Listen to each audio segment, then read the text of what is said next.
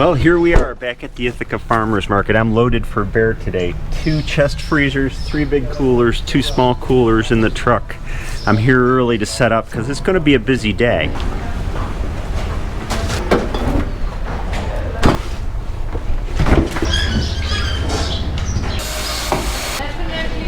Everybody is busy setting up.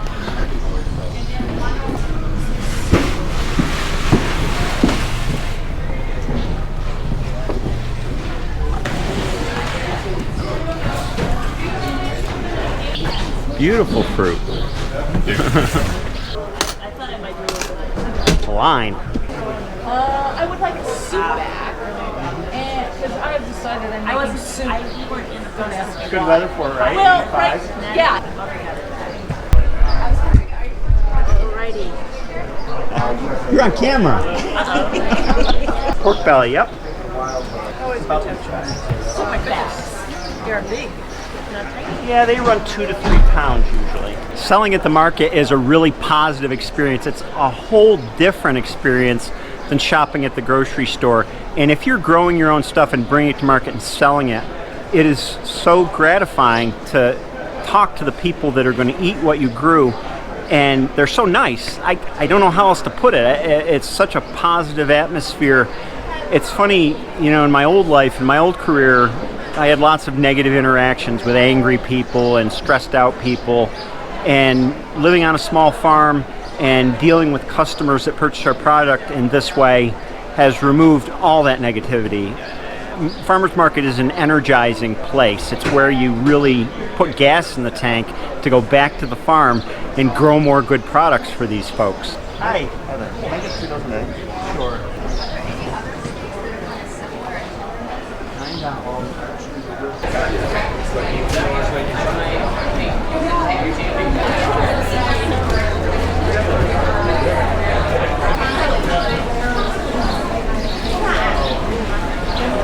I set up and immediately got a line. It's a little after 10 o'clock now, so 8:30 to 10 o'clock I had nothing but a line. I cleared out that cooler full of meat. My freezers are running down. I'm already almost out of premium steaks and eggs are almost gone. It's been really busy. Thank you. Sorry, it was a slow morning. Oh, that's okay.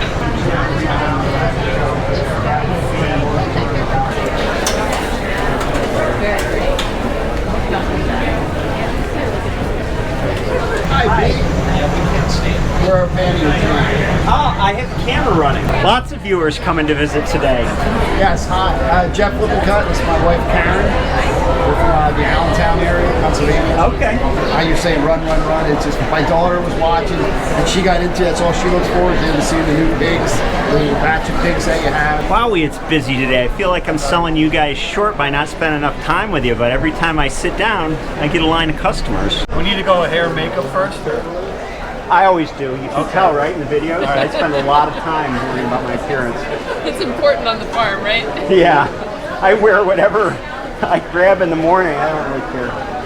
But I do get comments sometimes like, oh, your pants are way too big. Whatever. We're the Keneally family. We're local. We're from Newfield. Okay. I'm actually originally from Ireland. I can hear it. And I moved over here about 20 years ago. And my dad watches the show. So. Hi, Dad. It's getting very crowded here.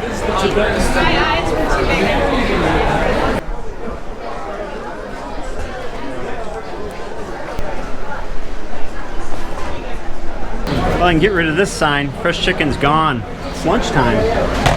While I'm eating my lunch, I can talk to you about how the market's set up. The market's a pretty complicated system because there's lots of vendors who would like to get in that can't, especially on Saturday markets, which are really busy. So there's a point system, and the points are determined by how many years you've been part of the market and then how many markets you attended in the last year, and booths are awarded on points. Once you get your own booth, it's yours as long as you keep paying your annual fee for it, but until you get a booth, you float around. I keep showing you this view because this is pretty much my view all day. I look down and I look up. But it sure is fun to watch the people go by. This market's big enough where it routinely attracts people from kind of all over the eastern seaboard, especially the Northeast. I get a lot of customers from New York City, Philadelphia, Washington, D.C., Boston, and they view the prices here at this market as a bargain compared to the big metro areas and what they have to pay for farmers market there. I hear that it's not uncommon to find eggs for almost $10 a dozen down in New York City that are sort of the equivalent of quality to what we grow.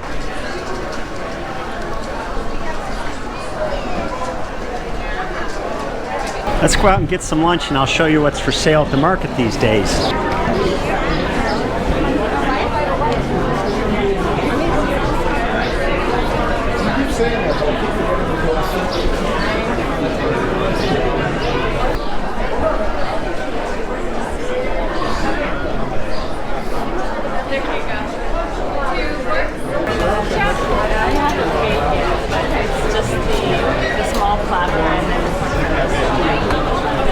Hi.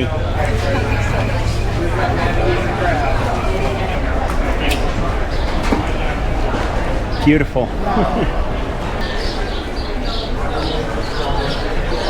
Hi, Lucy.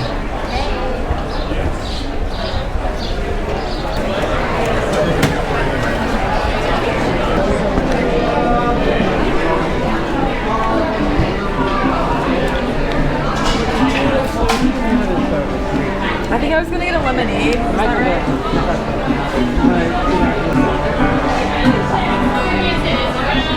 Hi, Bob. How are you?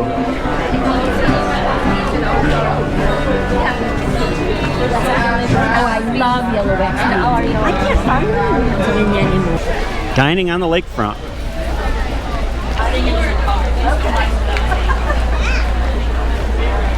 I tried to share. I did not dare to tell. To try, to die. I better get back to my booth. It's not like there's a lot left to sell, but people may be waiting for me. It's time for second lunch. Look, quinoa, John.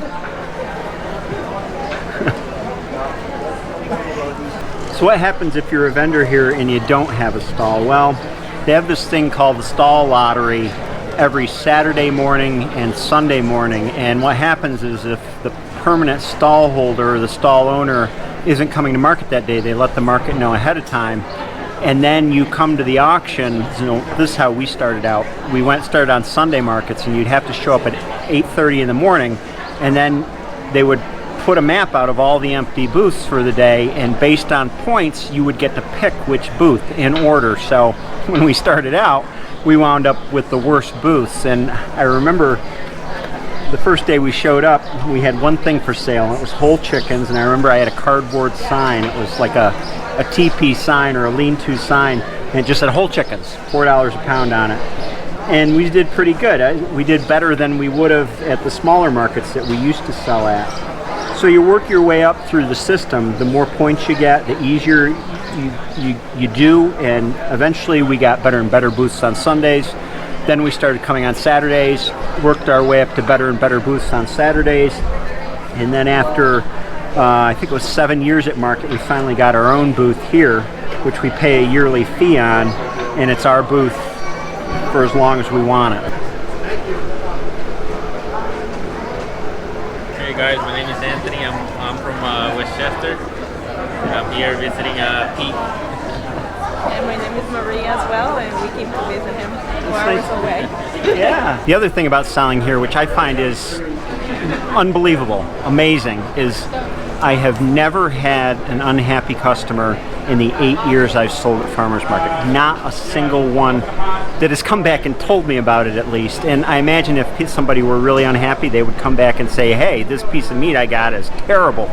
I have never had that happen. I've heard of it happening a couple times to other meat farmers, but my sense is that it just doesn't happen at Farmers Market, that people are so happy with the quality that they get. It's not like when you buy something at the grocery store and you can go back and yell at the grocery store, you know, and it's this big corporation usually.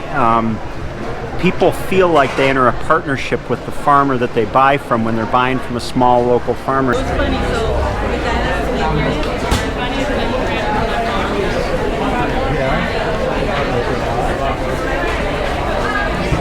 And if there ever were an unhappy customer, you can bet I would do just about anything to fix that. Replace the product, give them their money back, would probably double their product just to help eliminate the bad taste in their mouth. And actually, I've only ever heard one story of a livestock farmer providing something that the customer wasn't happy with, and that was another livestock farmer that sold a whole lamb, cut and boxed up, and I guess the lamb was terrible from what I heard. Got into an argument with a customer who wanted their money back and threatened to sue the customer for telling everybody about the experience and giving them a bad name, and it was just a crappy situation. It would have been a lot easier just give them their money back or replace the lamb, but if you choose to argue, you're going to get your reputation dragged through the mud. You want this? Yeah, so that's $5.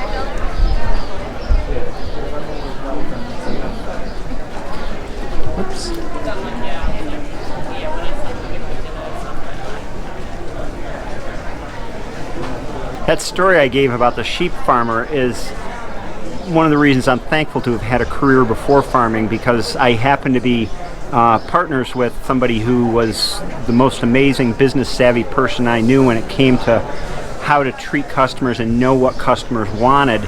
And you need that skill so much in this environment.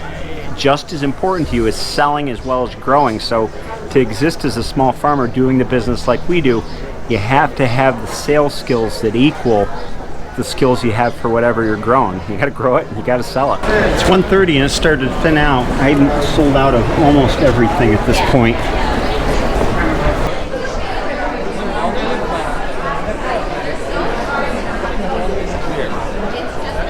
Something's got to keep me busy when it gets slow and it's viewers coming to visit. Yeah, we're happy to be here. This place is awesome. Your name is? My name is Dana, and that's my wife, Lauren. Hi, Lauren. Nice to meet you. And you're from? Well, we're from Greene, New York, just about 40 minutes from here. Beautiful. And it's called Greene for a good reason. Yeah. It's beautiful down there. And it's costly. It's costly? But we have a farm, too, so it's, We're just getting started, so you give us a lot of good inspiration. Oh, good. Watch tips. you and tips. That's why when I started the channel, that was my main idea. Oh no! Everything two for one for.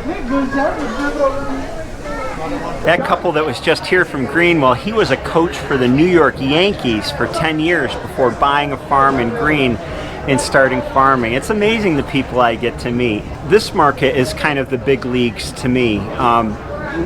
We, as I always tell folks, started small, and I recommend that most people starting farming start small. And so we had limited production, so we started at a couple local smaller markets where I did maybe 1/10 or 1/20th of the sales that I do here. If we had started here, we couldn't have sold enough to cover the costs of this market, and we would have been sold out of stuff all the time anyway because we don't produce enough. The other thing is that you face, the bigger the market you get to, the more sort of organizational stuff you get into as far as how the market's run and understanding where your place in the market is. So there's more to it. It's a lot easier to start, say, in the minor leagues with the smaller markets and get the feel of how customer interaction works, how your stock sells, and then move on to the bigger markets.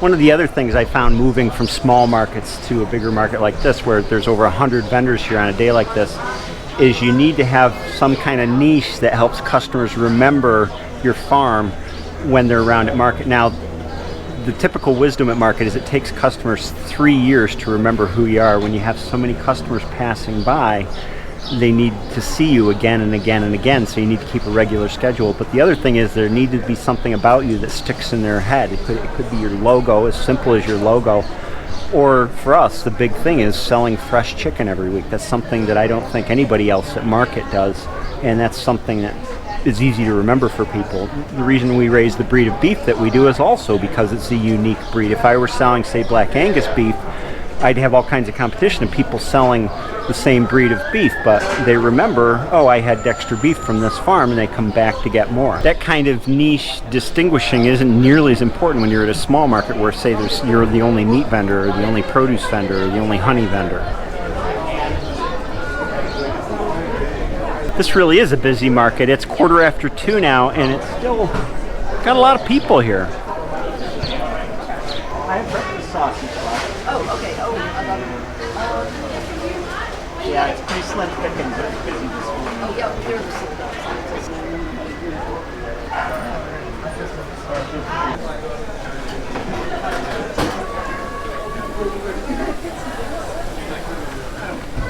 Hi, I'm here to pick up chicken and eggs, Sarah. I was wondering whether you forgot. Yeah, no, I didn't forget. I was hoping you'd be here till 3, but yeah, thank you. Awesome. Can you use more of these? Cartons? Yeah. Always. Next time I'll bring them.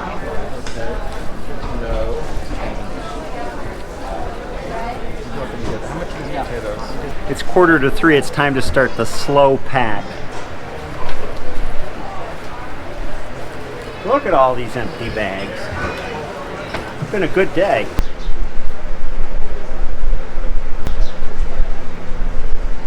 How did I do today? Well, today was a record day, and I know instantly whether it's a record day or not because I use this little cash register on my phone. It's called Square, and I enter each item that we sell in it as we sell it and put the amount in, and then I can always look and see how many of each item I sold, what the dollar total was, and thanks to bringing an extra cooler full of meat today and selling out, it's been a record day. Best day ever. These coolers were all full when I came this morning. This one, this one, this one, this one, this one, and then these freezers were chock full, and this one I've got, a pork chop, some chicken backs, and then in the beef cooler I've got nothing but some soup bones and beef liver. That's a good day. All packed up, time to go home. Phew, it got warm outside. Had to turn on the AC in here. I think one of the keys to having a successful small farm, of course, is doing well at the farmer's market, but the other thing is that understanding that farmer's markets are seasonal. So what I made today will provide for my family for a week and a half to 2 weeks worth of income. That's after all expenses are figured in. But in the wintertime, farmers market sales are much less, so it's not like we can go out and spend the money that we make in the summer. Farmers market sales kind of go with the produce season, so when produce is in high season, really now through September, maybe into October, our sales are high. In the winter they're much lower, so you have to think of farm profitability over the entire year and save for the rainy days. And that's my day at the farmers market for this week anyway. It's a great positive place to do business, and it's a rewarding part of our life farming. I hope you have a great day, and I'll see you next time.